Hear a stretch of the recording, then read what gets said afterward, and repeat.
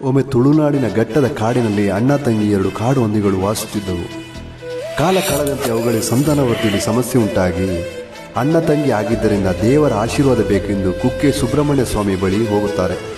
ಭಕ್ತಿಯಿಂದ ಬೇಡಿಕೊಂಡ ಹಂದಿಗಳಿಗೆ ಸುಬ್ರಹ್ಮಣ್ಯ ಸ್ವಾಮಿ ಕರುಣೆ ತೋರಿ ಅವರ ಸೋದರ ಭಾವವನ್ನು ಕಡಿದು ಗಂಡ ಹೆಂಡತಿಯಾಗಿ ಬಾಳುವ ವರವನ್ನು ನೀಡಿದರು.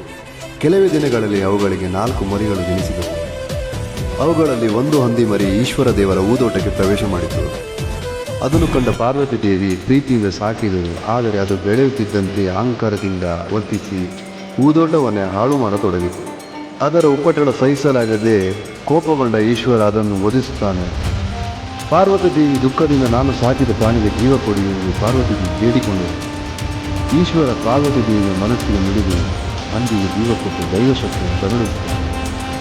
ನೀನು ಇಂದಿನಿಂದ ಪಂಚಮಿ ದೈವವಾಗಿ ಭೂಲೋಕದಲ್ಲಿ ಜನಿಸಿ ಸತ್ಯ ಧರ್ಮ ಹಾಗೂ ನ್ಯಾಯವನ್ನು ಕಾಯುವ ರಕ್ಷಣೆಯ ದೈವವಾಗುವುದು ಈಶ್ವರ ಹಾಗೂ ಪಾರ್ವತಿ ದೇವಿ ಆಶೀರ್ವಾದ ಮಾಡುತ್ತಾರೆ.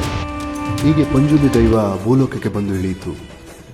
ಜನರು ಬೆಳೆದ ಬೆಳೆ ಶಾಂತಿ ನೆಮ್ಮದಿ ಹಾಗೂ ಸತ್ಯವನ್ನು ರಕ್ಷಿಸುವ ಶಕ್ತಿಯಾಗಿ ಕಾಪಾಡುವ ದೈವವಾಗಿ ನೆಲೆ ನಿಲ್ಲುತ್ತಾರೆ. ಇಂದಿಗೂ ಕರಾವಳಿ ಹಾಗೂ ತುಳುನಾಡಿನ ಭಾಗಗಳಲ್ಲಿ ನೇಮ ಹಾಗೂ ಕೋಲ ಮಹೋತ್ಸವ ಆಚರಣೆ ವಾಡಿಕೆಯಲ್ಲಿದೆ.